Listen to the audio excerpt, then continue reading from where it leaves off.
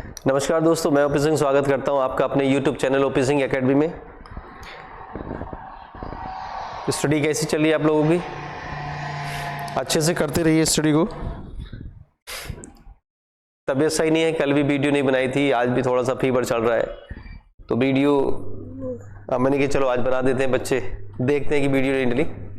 लेकिन आप लोग अच्छे से मेहनत करते रहिए। आपकी जो सीरीज चल रही है इस समय, ये उत्तर प्रदेश पुलिस परीक्षा को लेके विशेष रूप से चल रही है, उत्तर प्रदेश पुलिस परीक्षा को लेके। और मैंने आपको ऐसा प्रैक्टिस सेट ये चल रहे हैं कि इससे बाहर आपको कोई भी क्वेश्चन नहीं आने वाला है। तो एक बार बस इसको अच्छे से पढ़ते रहिए और अपना यूपी पुलिस के लिए मैं तो चाहता हूँ कि आप इस जीएस को पढ़ के कोई भी एग्जाम दो, एसएससी जीडी के है या और भी अन्य सेंट्रल गवर्नमेंट के एग्जाम होते हैं, किसी भी परीक्षा को आप दे दीजिए, आपका क्वेश्चन आपको भरपूर मात्रा में इसी प्रैक्टिस सेट से मिलते रहेंगे। चलिए, तो आज डेट की बात करें तो आज डेट जो है आपकी 4 मई है, और 4 मई को एक डे देखिए, कोई भी डेट आपको आती है तो एक ना एक स्पेशल डे लेकर आती है। तो आज विश्व कोयल माइंस डे के रूप में मनाया जा रहा है, विश्व कोयला खदान दिवस के रूप में मनाया जा रहा है। तो उन जो लोग खानों में यानी कि माइंस में काम करते हैं उनको जागरूक करने के लिए, उनको अवेयरनेस करने के लिए डे मनाए जाते हैं। तो आज है world mines day, world mines day है आज, क्योंकि जब जो मजदूर लोग नीचे खानों में काम करते हैं तो उनको कुछ ना कुछ अपने हिसाब से वो देखना चाहिए कि कोई प्रॉब्लम ना हो, किसी यंत्र की प्रॉब्लम ना हो, ऑक्सीजन की प्रॉब्लम ना हो। तो वो सब बातों को उसमें बताया जाता है, उनको अवेयरनेस किया जाता है, उनको जागरूक किया जाता है कि आप काम करने से पहले हमें किस किस चीज की आवश्यकता होती है। तो आज वर्ल्ड माइंस डे के रूप में मनाया जा रहा है। तो आज हम क्वेश्चन करेंगे अपने उत्तर प्रदेश पुलिस परीक्षा को लेकर, बहुत अच्छे क्वेश्चन, बहुत ही जबरदस्त क्वेश्चन है आपके आज की डेट के, बहुत ही अच्छे क्वेश्चन है। और ये क्वेश्चन आपको किसी भी परीक्षा में 100% पूछ लिया जाएगा, तो इसको आप क्वेश्चन को 100% मार्क दे के रखिए। मैं जिन क्वेश्चनों की पूरी आने की संभावना होती है उनमें मैं 100% लिख देता हूं और वो क्वेश्चन आपको रखे हुए मिलते हैं। तो क्वेश्चन है कि भारत के नए संसद भवन का उद्घाटन किसने किया? तो अभी जो नया संसद भवन बन चुका है उसका उद्घाटन किसने किया, क्वेश्चन आपसे पूछा है। तो पहला ऑप्शन है द्रौपदी मुर्मू, अमित शाह, बिमल पटेल, नरेंद्र मोदी। तो ध्यान रखना बेटा, हमारे जो नए संसद भवन का उद्घाटन किया है वो देश के प्राइम मिनिस्टर माननीय नरेंद्र मोदी जी ने किया। तो उद्घाटन की जो डेट है वो उद्घाटन की डेट है 28 मई 2023। तो 28 मई 2023 को नए संसद भवन का उद्घाटन किया था माननीय प्रधानमंत्री नरेंद्र मोदी जी ने। अब बेटे यहाँ पे इससे बहुत क्वेश्चन आते हैं कि जो हमारा नया संसद भवन बना है तो इससे संबंधित क्वेश्चन आपको मिलेंगे ही मिलेंगे परीक्षा में। तो अगर हम बात करें तो उद्घाटन डेट है हमारी 10 मई 2023, लेकिन क्वेश्चन आता है नींव, इसकी आधारशिला, नींव की और आधारशिला की बात करें तो इसकी आधारशिला या नींव कब रखी गई थी? तो वो है 10 दिसंबर 2020 को। तो बेटा याद रखना है कि नए संसद भवन की जो आधारशिला रखी गई थी, जो नींव रखी गई थी, वो 10 दिसंबर 2020 को रखी गई थी और माननीय प्रधानमंत्री नरेंद्र मोदी जी ने 28 मई 2023 को नए संसद भवन का उद्घाटन किया था। अब बात आती है यहाँ पर, और भी क्वेश्चन आपके बहुत ज्यादा संख्या में यहां से आएंगे, तो थोड़ा सा मैं आपको बता दूं। ये जो नया संसद भवन है, नया संसद भवन की बात अगर हम करें तो इसका डिजाइन पूछ लेता है, डिजाइन तैयार किसने किया है। इसके वास्तुकार आपसे पूछ लेता है, वास्तुकार कौन थे? तो इसके वास्तुकार ध्यान रखना, इस नए संसद भवन का जो डिजाइन तैयार किया है वो बिमल पटेल ने तैयार किया है, बिमल पटेल। तो बिमल पटेल ने इसका डिजाइन तैयार किया है, इसके वास्तुकार है और इसका जो आकार है वो त्रिभुजाकार है। और इस संसद भवन का जो एरिया है वो लगभग 65,000 मीटर वर्ग में है। 65,000 मीटर वर्ग एरिया में नए संसद भवन को बनाया गया है। तो अब बात करें इसमें जो बैठने की क्षमता है वो बैठने की क्षमता लगभग 1272 सदस्यों के बैठने की व्यवस्था यहां पर की गई है। 1272 लोगों के बैठने की इसमें व्यवस्था की गई है। ध्यान रखना, लोकसभा में 888 सदस्य बैठ सकते हैं और राज्यसभा में 384 सदस्य यहां पर बैठ सकते हैं। तो राज्यसभा का जो भवन है उसमें 384 सदस्यों के बैठने की व्यवस्था की गई है और जो लोकसभा का भवन है उसमें 888 सदस्यों की बैठने की व्यवस्था की गई है और टोटल रूप से 1272 सदस्यों को बैठने की व्यवस्था की गई है। त्रिभुजाकार आकृति में बनाया गया नया संसद भवन। अभी इसमें आपको और बताया जाता है, ध्यान रखना, जो Tata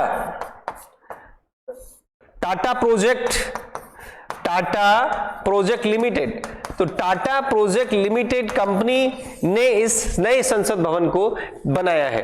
Tata project limited company ने इस नए संसद भवन को बनाया है। एक नाम मैं यहां पर आपको बता रहा हूं, एक नाम जो आपको बहुत ज्यादा आता है, यहां पर आता है आपका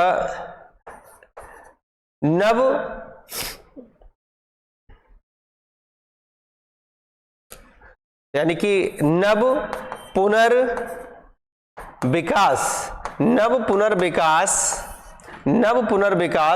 परियोजना। ध्यान रखना, जितने भी संवैधानिक बिल्डिंगें हैं, चाहे वो राष्ट्रपति भवन हो, चाहे वो इंडिया गेट हो, चाहे वो संसद भवन हो, इनका सबका जो बनाने का जो निर्णय लिया गया है वो नव पुनर्विकास परियोजना के द्वारा लिया गया है, जिसको सेंट्रल विस्टा परियोजना नाम दिया गया है। सेंट्रल विस्टा परियोजना नाम दिया गया है। जितनी भी संवैधानिक बिल्डिंगें नई रूप से बनाई जा रही है उनको सेंट्रल विस्टा परियोजना के रूप में बनाया जा रहा है, जिसको नव पुनर्विकास परियोजना कहते हैं। तो इसके अंतर्गत हमें सभी संवैधानिक बिल्डिंगों को बनाया जा रहा है, जैसे कर्तव्य पथ का भी निर्माण किया गया, अभी नए संसद भवन का भी निर्माण किया गया। तो ये क्वेश्चन आपको 100% रूप से आपको एग्जाम में मिलेगा। बात करते हैं यदि पुरानी संसद भवन की, तो पुरानी संसद भवन का जो डिजाइन तैयार किया था वो सर एडविन ल्यूटियंस ने तैयार किया था। सर एडविन ल्यूटियंस ने पुराने संसद भवन का डिजाइन तैयार किया था और विमल पटेल ने नए संसद भवन का डिजाइन तैयार किया है। तो इस तरह से क्वेश्चन आपको आता रहेगा, बहुत ही अच्छा क्वेश्चन। नेक्स्ट क्वेश्चन की अगर हम बात करते हैं, दूसरा क्वेश्चन है हमारा, दूसरा क्वेश्चन भी बहुत ही इंपॉर्टेंट है। ये सब जीके के हैं कि शुक्रताल यानी शुक्रताल झील प्रदेश के किस जिले में स्थित है? शुक्रताल झील प्रदेश के किस जिले में स्थित है? तो ये आता है आपका मेरठ, मुजफ्फरनगर, अयोध्या, सहारनपुर। तो ध्यान रखना, शुक्रताल झील मुजफ्फरनगर जिले में स्थित है, उत्तर प्रदेश के झील है जो आपसे क्वेश्चन पूछता रहता है। चलिए आगे हम क्वेश्चन को देखते हैं। आगे क्वेश्चन सुमेलित करने के लिए ये क्वेश्चन आपको आया है, सुमेलित करने के लिए। तो झीलें दे रखी हैं और एक तरफ लोकेशन दे रखी है। ये क्वेश्चन आपको आता रहता है, उसको चलने दो जरा, उसको मुझे दिखाई देने दो। तो ये क्वेश्चन आपका झीलों से संबंधित है और इनकी लोकेशन से संबंधित। बहुत ही अच्छा क्वेश्चन है कि कॉलम में कुछ झीलों के नाम लिखा है, बैकाल झील, सुपीरियर झील, लोक लॉमंड झील और विक्टोरिया झील। तो बात करते हैं इनकी लोकेशन की, बात करते हैं हम। तो सुमेलित करने के लिए आया है। अगर हम बात करें बैकाल झील की, तो बैकाल झील है आपका है रूस देश के अंतर्गत आता है। विक्टोरिया झील की बात करें तो युगांडा और तंजानिया देश के अंतर्गत आता है। सुपीरियर झील की बात करें तो कनाडा और अमेरिका के अंतर्गत आता है। लोक लॉमंड झील की बात करें तो वो आपका स्कॉटलैंड देश के अंतर्गत आता है। तो इस हिसाब से पहले का डी, तो इस हिसाब से हमारा राइट आंसर हो गया सी ऑप्शन। तो बैकाल झील रूस देश में है, सुपीरियर झील कनाडा और अमेरिका के बॉर्डर पर है, लोक लॉमंड झील स्कॉटलैंड में है और विक्टोरिया झील आपका युगांडा और तंजानिया की देशों की सीमा रेखा पर है। तो ये क्वेश्चन आपको बहुत ज्यादा आता है। अब हम बात करते हैं बैकाल झील की। बात करें तो बैकाल झील जो है, बैकाल झील, तो बैकाल झील को कहा जाता है कि यह संसार की सबसे गहरी झील है। अगर संसार की सबसे गहरी झील की बात करता है तो वो बैकाल झील है। अगर हम बात करते हैं सुपीरियर झील की, तो सुपीरियर झील की अगर बात करते हैं तो सुपीरियर झील मीठे पानी की विश्व की सबसे बड़ी झील है। मीठे पानी की विश्व की सबसे बड़ी झील है हमारी सुपीरियर झील। और बैकाल झील की बात करें तो विश्व की सबसे गहरी झील है। अब बात करते हैं लॉक लॉमंड झील की, तो ये स्कॉटलैंड देश के अंतर्गत आती है। क्वेश्चन यहां पर ध्यान रखना, अभी परीक्षाओं में क्वेश्चन बहुत आता है कि झीलों का देश किसको बोलते हैं। तो ध्यान रखना, झीलों का देश फिनलैंड को बोला जाता है, फिनलैंड।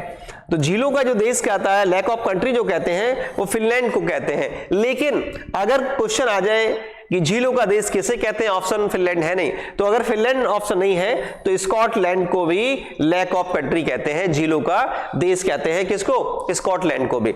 तो फिनलैंड को भी झीलों का देश कहते हैं और स्कॉटलैंड को भी झीलों का देश कहते हैं, क्योंकि इन दोनों देशों में झीलों की संख्या सबसे अधिक रूप से है। अभी हम यहां पर देखें विक्टोरिया झील की अगर बात करें तो विक्टोरिया झील भी ताजे पानी की झील है। विक्टोरिया झील भी ताजे पानी की झील है, अर्थात मीठे पानी की झील है। और ध्यान रखना, इसी झील से, विक्टोरिया झील से ही नील नदी का उद्गम होता है। नील नदी, तो नील नदी का जो उद्गम होता है वो विक्टोरिया झील से होता है। और नील नदी को मिस्र देश का वरदान कहते हैं। क्वेश्चन ये बहुत ज्यादा हमारा आता है। और यहां पर हम देखें तो एक शाखा है लिम्रोलॉजी। लिम्रोलॉजी, तो विज्ञान की शाखा लिम्रोलॉजी के अंतर्गत झीलों का अध्ययन किया जाता है। लैक ऑफ स्टडी, झीलों का अध्ययन हम विज्ञान की शाखा लिम्रोलॉजी में करते हैं। चलिए, तो ये क्वेश्चन आपको यहां से मिलता रहता है। नेक्स्ट क्वेश्चन की हम बात करेंगे, चौथा क्वेश्चन। तो चौथा क्वेश्चन भी बहुत ही अच्छा क्वेश्चन है जो हमारी परीक्षाओं में आता रहता है। तो चौथा क्वेश्चन पूछा है कि निम्नलिखित में से कौन सा अखिल भारतीय सेवाओं का हिस्सा नहीं है। तो ये क्वेश्चन बहुत आता है, अखिल भारतीय सेवाओं का हिस्सा नहीं है। तो इसमें ऑप्शन दे रखे भारतीय वन सेवा, भारतीय इंजीनियरिंग सेवा, भारतीय प्रशासनिक सेवा और भारतीय पुलिस सेवा।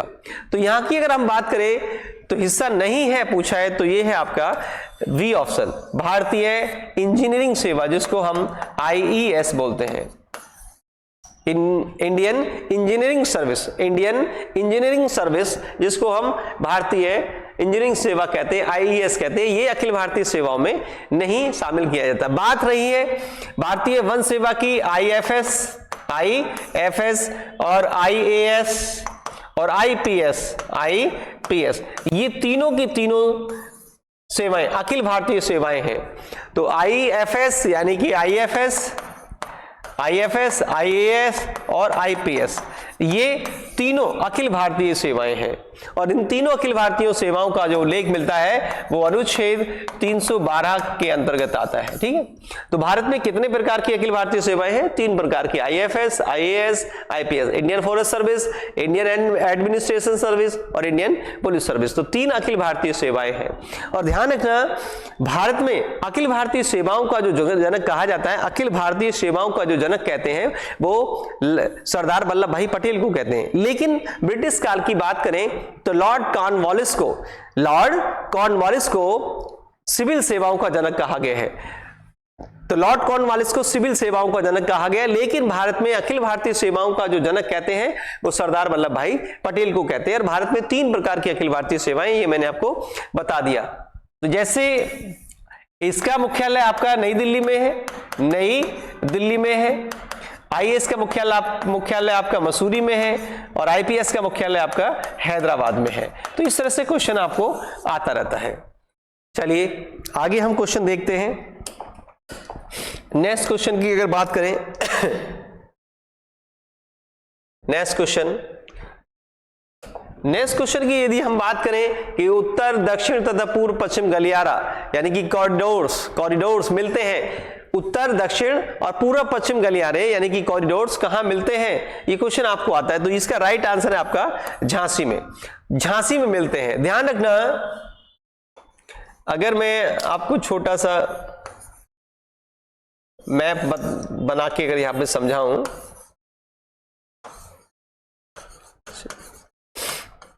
तो ध्यान रखना, उत्तर में अगर हम देखें तो सबसे बड़ा जो महानगर है वो नई दिल्ली है, नई दिल्ली।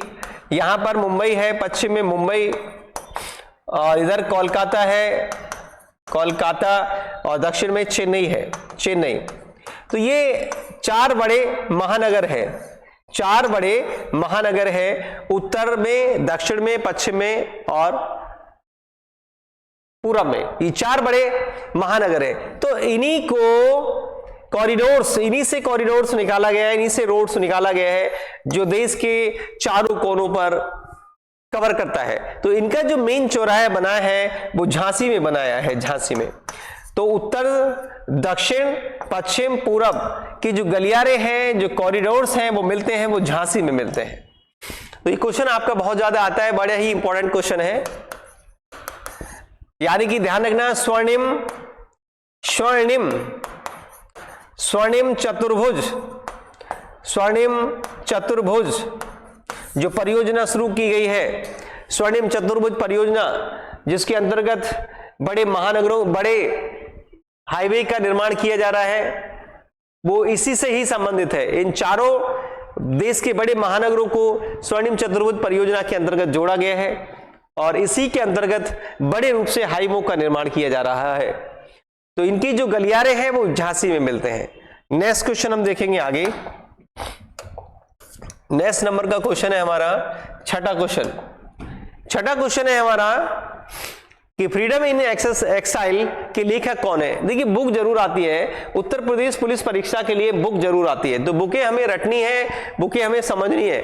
तो फ्रीडम इन एक्साइल के लेखक कौन है, तो इसके लेखक हैं दलाई लामा।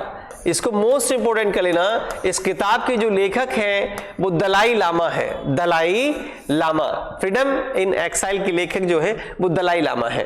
तो दलाई लामा कौन है, बात आती है दलाई लामा की, तो दलाई लामा ध्यान रखना तिब्बती, जो तिब्बत के लोग हैं, तिब्बती जो हैं, तिब्बती के आध्यात्मिक गुरु हैं।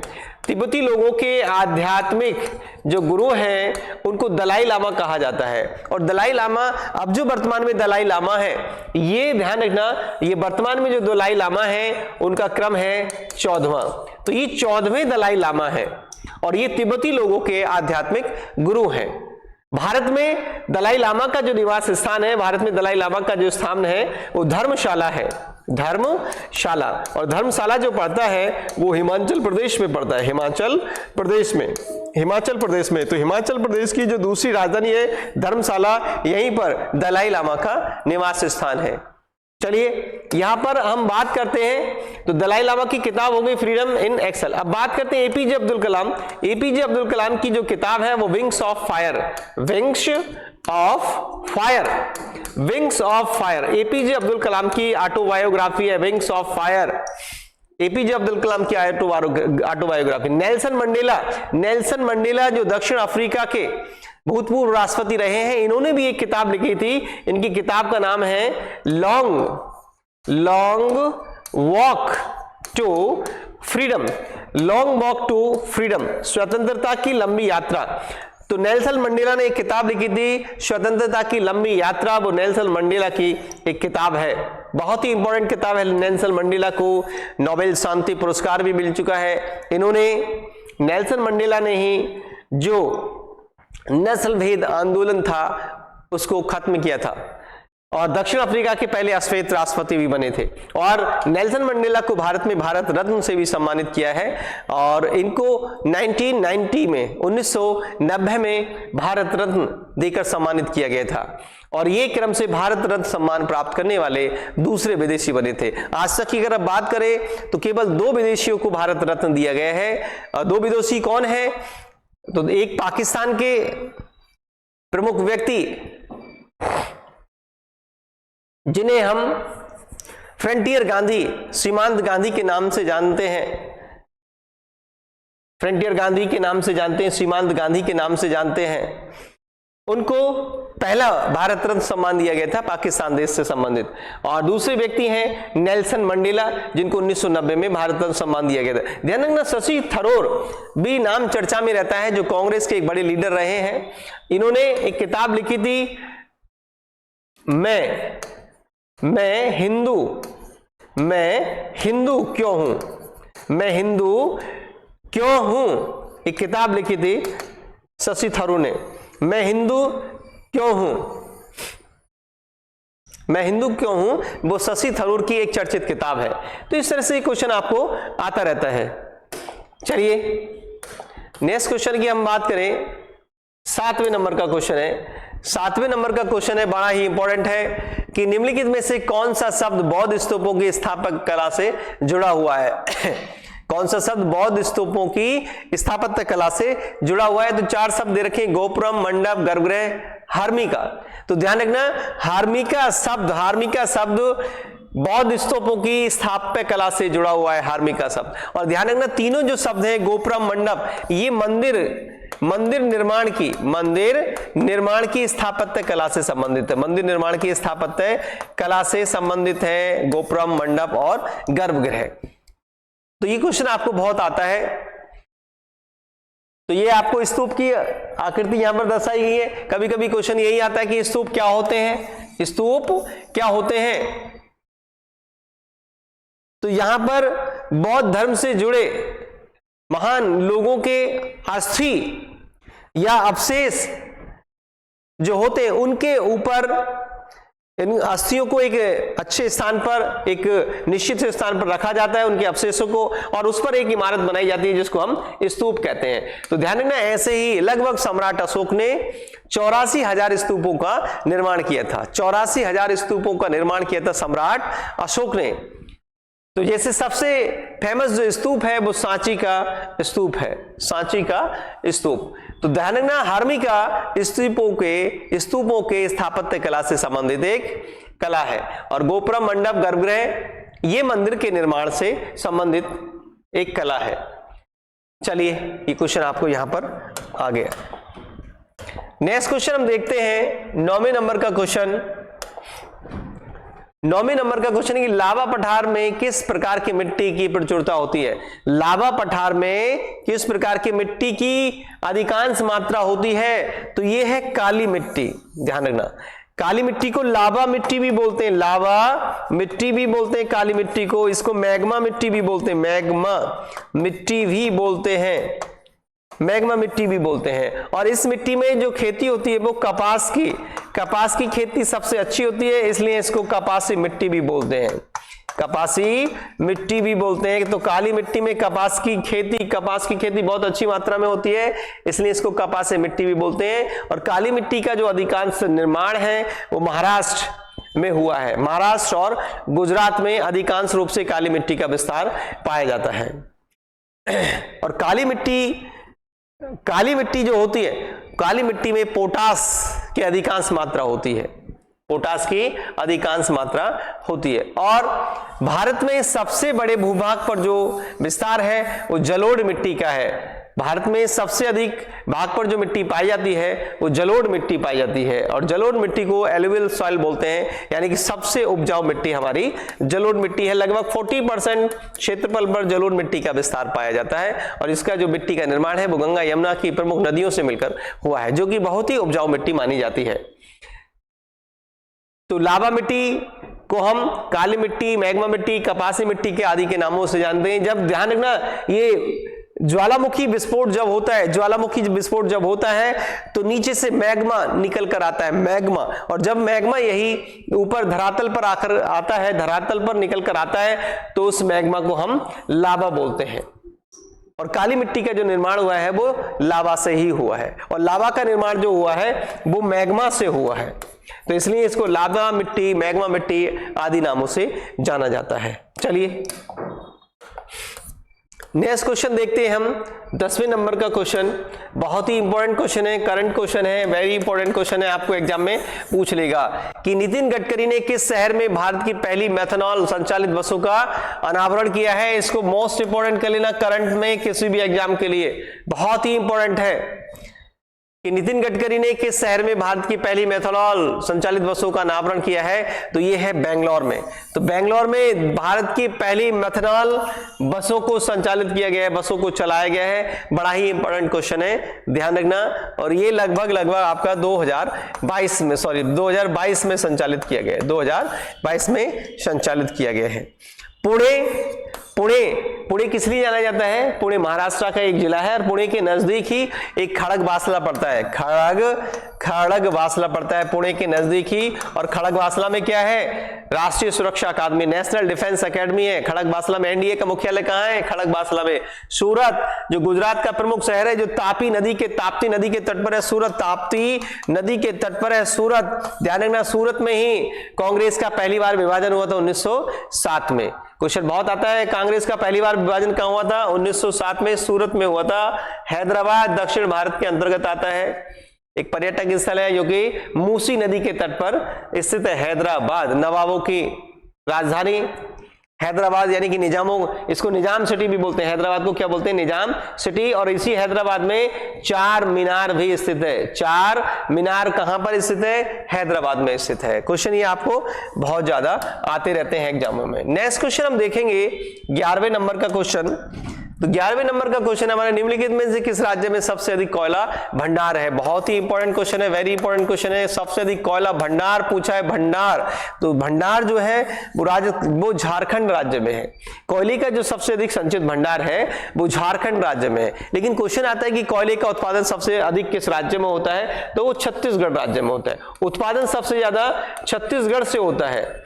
लेकिन भंडार जो अभी रखा हुआ है, संचित रूप से रखा हुआ, इकट्ठा किया हुआ है, वो अभी झारखंड राज्य में है। तो चारों के चारों स्टेट कोयला उत्पादक राज्य हैं। तो कोयला उत्पादन में प्रथम स्थान जो है वो छत्तीसगढ़ का है और कोयला के संचित भंडार में जो प्रथम स्थान है वो झारखंड का है। तो ये क्वेश्चन आपको बहुत ज्यादा आते रहते हैं। और भारत, यानी कि अगर विश्व में देखें तो विश्व में चीन देश कोयला उत्पादन में प्रथम स्थान रखता है। और भारत की स्थिति को अगर देखें विश्व में कोयला उत्पादन में, तो भारत का क्रम से चौथा स्थान आता है विश्व में कोयला उत्पादन में। चलिए नेक्स्ट क्वेश्चन अगर हम आगे देखते हैं, 12वें नंबर का क्वेश्चन यहां पर देखते हैं। तो उज्बेकिस्तान की राजधानी, देखिए ध्यान रखना, उत्तर प्रदेश पुलिस परीक्षा में या तो राजधानी से क्वेश्चन आता है, या करेंसी से क्वेश्चन आता है, या उसकी पार्लियामेंट से क्वेश्चन आता है। एक क्वेश्चन जरूर आता है। तो यहां पर राजधानी पूछिए उज्बेकिस्तान की, तो उज्बेकिस्तान की राजधानी जो है वो है ताशकंद उज्बेकिस्तान की राजधानी है। हवाना राजधानी है क्यूबा की राजधानी है हवाना। और मनामा राजधानी बहरीन की राजधानी है। बहरीन की राजधानी है मनामा। और दुशांबे राजधानी है तजाकिस्तान की। तजाकिस्तान देश की राजधानी। तो तजाकिस्तान देश की राजधानी है दुशांबे, बहरीन की राजधानी है मनामा, और उज्बेकिस्तान की राजधानी है ताशकंद, और क्यूबा की राजधानी है हवाना।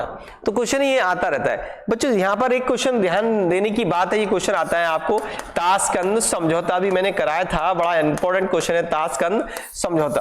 तो ताशकंद समझौता से क्वेश्चन आता है। तो ताशकंद समझौता आपसे पूछेगा कब हुआ था, किन के बीच हुआ, किसके मध्य हुआ। ठीक है, तो ये जो हुआ था ये 1966 में हुआ था ताशकंद। और उस समय ताशकंद जो पड़ता था वो रूस में पड़ता था। तो ये समझौता जो हुआ था भारत के प्रधानमंत्री और पाकिस्तान के प्रधानमंत्री के मध्य में हुआ था 1966 में। यहां पर बात समझने की है कि इसी ताशकंद समझौते के होने के बाद रात्रि में लाल बहादुर शास्त्री का निधन हो गया था। और इस बात का क्लियर नहीं हुआ था कि निधन किस घटना के कारण हुआ। तो तरह तरह के कयास लगाए जा रहे थे कि उनके भोजन में जहर दिया गया था या कुछ पॉइजन इंजेक्शन दिया गया था। इसका कोई क्लियर खुलासा नहीं हुआ। तो ध्यान रखना, ताशकंद समझौते के बाद ही ताशकंद में भारत के दूसरे प्रधानमंत्री लाल बहादुर शास्त्री जी का निधन हो गया था। और लाल बहादुर शास्त्री ने ही भारत के लिए एक नारा दिया था, जय जवान जय किसान। क्यों? क्योंकि देश की रक्षा के लिए जवानों की जरूरत होती है और देश में अनाज पैदा करने के लिए किसानों की जरूरत होती है। ये नारा बड़ा ही सोच और समझ के दिया था लाल बहादुर शास्त्री जी ने। चलिए हम आगे देखते हैं क्वेश्चन को। 13वें नंबर का क्वेश्चन। तो 13वें नंबर का क्वेश्चन भी आपका बहुत ही इंपॉर्टेंट है कि निम्नलिखित में से कौन सा क्रिकेटर एक दिवसीय अंतरराष्ट्रीय में लगातार 3 बार 5 विकेट लेने वाला इतिहास का पहला स्पिनर बन गया था। तो ध्यान रखना, ये है मारुति हसरंगा। बानिंदु हसरंगा, ये श्रीलंका देश का स्पिनर खिलाड़ी है। ये श्रीलंका देश का एक स्पिनर खिलाड़ी है जिसने लगातार 3 बार 5 विकेट लेकर विश्व इतिहास बनाया था, जो श्रीलंका देश का एक स्पिनर है। तो ये क्वेश्चन ध्यान रखना है आपको, बहुत ही आता रहता है। नेक्स्ट क्वेश्चन की अगर हम बात करें 14वां क्वेश्चन, तो 14वां क्वेश्चन भी हमारा इंपॉर्टेंट है कि ओलंपिक के इतिहास में किस खिलाड़ी ने सर्वाधिक स्वर्ण पदक जीते हैं। ये जीके का क्वेश्चन है, इसको भी 100% रखना है क्योंकि ये क्वेश्चन बहुत आता रहता है। ओलंपिक के इतिहास की बात कर रहा है, संपूर्ण ओलंपिक इतिहास की बात कर रहा है कि सर्वाधिक स्वर्ण पदक किसने जीते हैं, तो ये नाम आता है माइकल फेल्प्स का। माइकल फेल्प्स जो अमेरिका का एक तैराक है, अमेरिका का तैराक है माइकल फेल्प्स, इसी ने ओलंपिक खेलों के इतिहास में सबसे अधिक स्वर्ण पदक जीते हैं। और बात करें तो माइकल फेल्प्स ने कुल 28 पदक जीते हैं। इस 28 पदकों की अगर बात करें तो इस 28 में से 23 पदक जो हैं वो स्वर्ण पदक है, स्वर्ण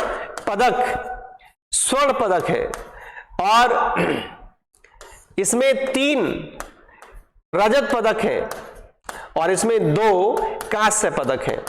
तो कुल मिलाकर इस तरह से 28 पदक जीते हैं माइकल फेल्प्स ने और 23 स्वर्ण पदक जीते हैं। तो इतने बड़े पदक जीतने वाला कोई खिलाड़ी आज तक ओलंपिक के इतिहास में नहीं हुआ है। ध्यान रखना, माइकल फेल्प्स का वहां पर नाम आता है। उसेन बोल्ट का नाम भी आपने सुना होगा। उसेन बोल्ट जो जमैका देश का खिलाड़ी है, जो दौड़ने से संबंधित है, दौड़ने से, रेसिंग से संबंधित है। कहा जाता है कि जब उसेन बोल्ट दौड़ता है तो ऐसे लगता है कि जैसे ये उड़ रहा हो, इतना फास्ट दौड़ने वाला खिलाड़ी भी अभी तक यहां पर नहीं मिला है उसेन बोल्ट। मोहम्मद अली का संबंध बॉक्सिंग से रहा है। बॉक्सिंग, बहुत ही फेमस बॉक्सर रहे हैं, बॉक्सिंग से रहा है संबंध मोहम्मद अली का बॉक्सिंग से, ठीक है, तो ध्यान रख लेना है। चलिए, ये क्वेश्चन आपका यहां पर हुआ। नेक्स्ट क्वेश्चन देखें, 15वां नंबर का क्वेश्चन, बहुत ही अच्छा क्वेश्चन है 15वें नंबर का क्वेश्चन, कि खाली स्थान दे रखा है अमृतसर में हरमिंदर साहिब गुरुद्वारा के सुनहरे सौंदर्यकरण के लिए प्रसिद्ध है, जिसे पूर्व में गोल्डन टेम्पल के नाम से जाना जाता था।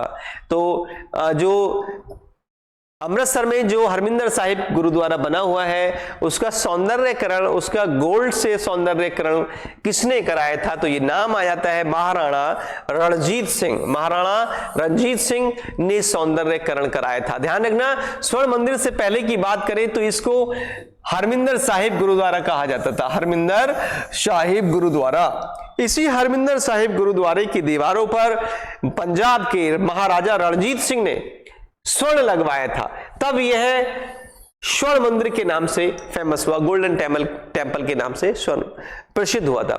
और कहा जाता है कि स्वर्ण मंदिर का निर्माण सिख धर्म के 5वें गुरु अर्जुन देव ने कराया था। तो सिख धर्म के 5वें गुरु अर्जुन देव ने स्वर्ण मंदिर का निर्माण कराया था, और जब उन्होंने निर्माण कराया था तो उसको हरमिंदर साहिब गुरुद्वारा कहा जाता था। और उसी समय पंजाब के महाराजा रणजीत सिंह ने उसकी दीवारों पर स्वर्ण लगवाया और मंदिर गोल्डन टेम्पल में परिवर्तित हो गया, जो अमृतसर में है।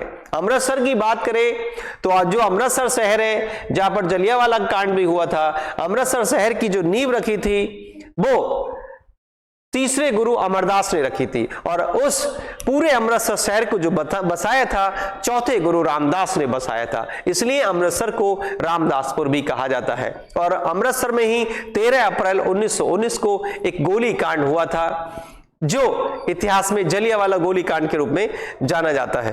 ठीक है, तो ये क्वेश्चन भी आपको आते रहते हैं। नेक्स्ट क्वेश्चन की हम बात करें, 16वें क्वेश्चन की, तो ये भी बहुत अच्छा क्वेश्चन है जो एग्जामों में लगातार आ रहा है। इसको भी हम 100% मार्क्स देके रखेंगे कि भारत में राष्ट्रीय मतदाता दिवस कब मनाया जाता है। बार बार क्वेश्चन ये आता रहता है। भारत में राष्ट्रीय मतदाता दिवस मनाया जाता है हमारा 25 जनवरी को मनाया जाता है। तो 25 जनवरी को भारत में हम राष्ट्रीय मतदाता दिवस के रूप में मनाते हैं। क्यों मनाते हैं, तो ध्यान रखना, 25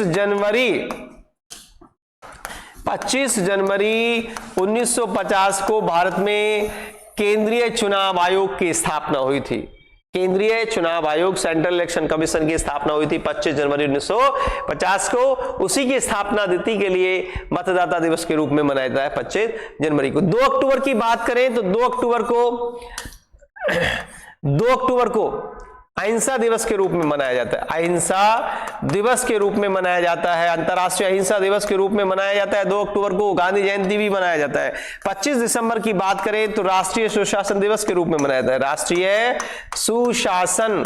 राष्ट्रीय सुशासन दिवस के रूप में मनाया जाता है 25 दिसंबर को। और 21 जून को मनाया जाता है विश्व योग दिवस। विश्व योग दिवस के रूप में मनाया जाता है 21 जून को, और 21 जून को ही पृथ्वी पर सबसे बड़ा दिन होता है। चलिए, क्वेश्चन ये आपका लगातार आ रहे हैं एग्जामों में, उनको हमें याद करना है। बात करते हैं हम नेक्स्ट क्वेश्चन की, 17वें नंबर के क्वेश्चन की। तो सार्वजनिक सेवा के लिए रैमन मैग्सेसे पुरस्कार प्राप्त करने वाले प्रथम भारतीय संगीतकार का नाम क्या है? देखिए, रैमन मैग्सेसे पुरस्कार बहुत आता है, रैमन मैग्सेसे पुरस्कार। तो ये पुरस्कार मिला था MS सुब्बुलक्ष्मी को, संगीतकार का नाम, संगीत के क्षेत्र में मिला था। रैमन मैग्सेसे पुरस्कार प्राप्त करने वाले प्रथम भारतीय संगीतकार कौन थे? वो थे MS सुब्बुलक्ष्मी, ध्यान रखना। और रैमन मैग्सेसे पुरस्कार जो है ये मनीला में दिया जाता है। कहां पर दिया जाता है? मनीला में। और मनीला क्या है? मनीला है फिलिस्तीन की राजधानी। मनीला फिलिस्तीन की राजधानी है। मनीला फिलिस्तीन की राजधानी है।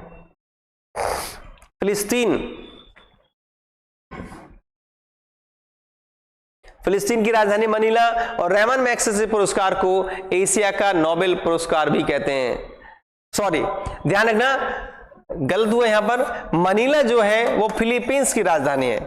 फिलीपींस की राजधानी है मनीला, फिलिस्तीन की नहीं, सॉरी, दोनों देशों के नाम ऐसे ही हैं। तो फिलीपींस की राजधानी है मनीला, यहीं पर रैमन मैग्सेसे पुरस्कार दिया जाता है।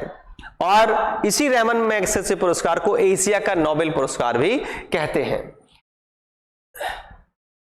और ये पुरस्कार 1958 से देना शुरू किया गया था। और सबसे पहले ध्यान रखना, रैमन मैग्सेसे पुरस्कार से सम्मानित होने वाले जो भारतीय थे आचार्य विनोबा भावे थे। सबसे पहले रैमन मैग्सेसे पुरस्कार मिला था 1958 में, वो आचार्य विनोबा भावे को दिया गया था। बात करें यहां पर जाकिर हुसैन, तो जाकिर हुसैन तबला वादक रहे हैं। तबला वादक, भारत के प्रसिद्ध तबला वादक रहे हैं जाकिर हुसैन। पंडित भीमसेन जोशी की बात करें तो गायन विद्या से इनका संबंध है, गायन विद्या से संबंधित है पंडित भीमसेन जोशी। ध्यान रखना, पंडित भीमसेन जोशी का एक गाना था मिले सुर मेरा तुम्हारा, तो वो पंडित भीमसेन जोशी के द्वारा गाया गया था। और पंडित भीमसेन जोशी को भारत रत्न सम्मान से भी सम्मानित किया गया था। और बिस्मिल्लाह खान, जिनका संबंध शहनाई से था, शहनाई वादक, शहनाई वादन से संबंधित था, बिस्मिल्लाह खान का संबंध भारत रत्न से सम्मानित किया गया था इनको भी। नेक्स्ट क्वेश्चन की बात करें हम 18 नंबर के क्वेश्चन की। 18 नंबर के क्वेश्चन की अगर बात करें तो प्राचीन भारतीय दर्शन के अनुसार पुरुषार्थ या जीवन के 4 उद्देश्य शामिल नहीं है। तो पुरुषार्थों की संख्या जो बताई गई है 4, उनमें से कौन शामिल नहीं है? काम, मोक्ष, अर्थ, यश। तो ध्यान रखना, यश को पुरुषार्थ में शामिल नहीं किया गया है। धर्म, अर्थ, काम, मोक्ष। धर्म, ध्यान रख लेना, ये नाम है 4, धर्म, अर्थ, काम, मोक्ष, ये 4 पुरुषार्थ हैं और इनमें यश को शामिल नहीं किया गया है। तो ये क्वेश्चन बहुत ज्यादा आता है हमारा। नेक्स्ट क्वेश्चन की बात करें हम आगे, नेक्स्ट क्वेश्चन की 19वें नंबर की क्वेश्चन की अगर बात करें हम तो निम्नलिखित में कौन कंप्यूटर का आउटपुट डिवाइस है? निम्न से कौन कंप्यूटर का आउटपुट डिवाइस है? तो यहां पर है हमारा प्लॉटर। प्लॉटर कंप्यूटर में आउटपुट डिवाइस है, बाकी सब ये इनपुट डिवाइस है। तो ये क्वेश्चन भी आपसे डायरेक्टली एग्जाम में पूछ लेता है। लास्ट क्वेश्चन देखें हम आज का अगर हम लास्ट क्वेश्चन देखें 25 वाले इसमें क्वेश्चन देखें कि किस तापमान पर फ़ारेनहाइट और सेल्सियस बराबर होते हैं। वेरी इंपॉर्टेंट कर लेना क्वेश्चन, ये बहुत ज्यादा आता है कि किस टेम्परेचर पर टेम्परेचर पर फ़ारेनहाइट और सेल्सियस बराबर होते हैं, तो वो है आपका 40 डिग्री सेल्सियस पर। 40 डिग्री सेल्सियस पर फ़ारेनहाइट और सेल्सियस दोनों ही बराबर टेम्परेचर पर होते हैं। इंपॉर्टेंट कर लेना इस क्वेश्चन को भी, डायरेक्टली पूछता है। नेक्स्ट क्वेश्चन की अगर हम बात करें कि देखिए क्वेश्चन लगातार पूछ रहा है ये वाले क्वेश्चन कि निम्नलिखित में से किस सार्वजनिक क्षेत्र के उपक्रम को सितंबर 2022 में 12वीं महारत्न कंपनी, हमने महारत्न कंपनी पर चर्चा की थी, 12वीं महारत्न कंपनी के रूप में मान्यता दी गई है, तो वो है REC, यानी कि REC rural electricals corporation. Rural electricals corporation को 12वीं महारत्न कंपनी के रूप में शामिल किया गया है। अगर यदि हम देखें 2023 तक, तो 2023 तक महारत्न कंपनियों की संख्या है 13, तो 13 महारत्न कंपनियां हैं और 13वीं जो महारत्न कंपनी बनी है वो RECL बनी है। RECL बनी है, रूरल इलेक्ट्रिकल्स कॉर्पोरेशन लिमिटेड 13वीं महारत्न कंपनी बनी है। तो ये क्वेश्चन हमारा बहुत ज्यादा आता है। महारत्न, मैंने अभी कल परसों के प्रैक्टिस सेट में बताया था कि 13 महारत्न कंपनियां हैं, 14 नवरत्न कंपनियां हैं और लगभग 62 मिनी रत्न कंपनियां हैं। तो क्वेश्चन भी ये आपको मैंने पहले ही करा दिया है कंप्लीट। नेक्स्ट क्वेश्चन की अगर हम बात करें,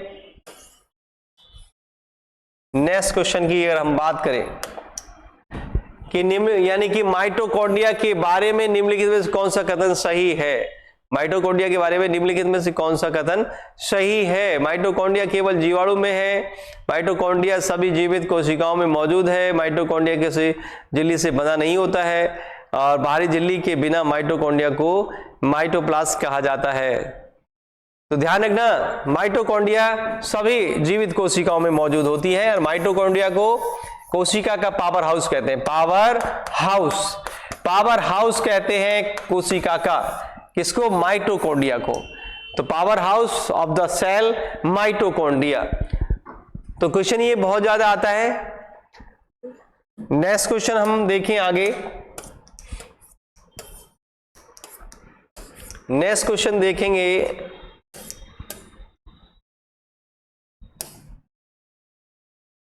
लास्ट क्वेश्चन कि निम्नलिखित वंश का संस्थापक कौन था। यानी कि क्वेश्चन है कि चालुक्य वंश का संस्थापक कौन था। तो चालुक्य वंश का ये क्वेश्चन आपको आता रहता है। चालुक्य वंश का संस्थापक था पुलकेशिन प्रथम। पुलकेशिन प्रथम चालुक्य वंश का संस्थापक था और पुलकेशिन सेकंड भी इसी वंश से संबंधित था।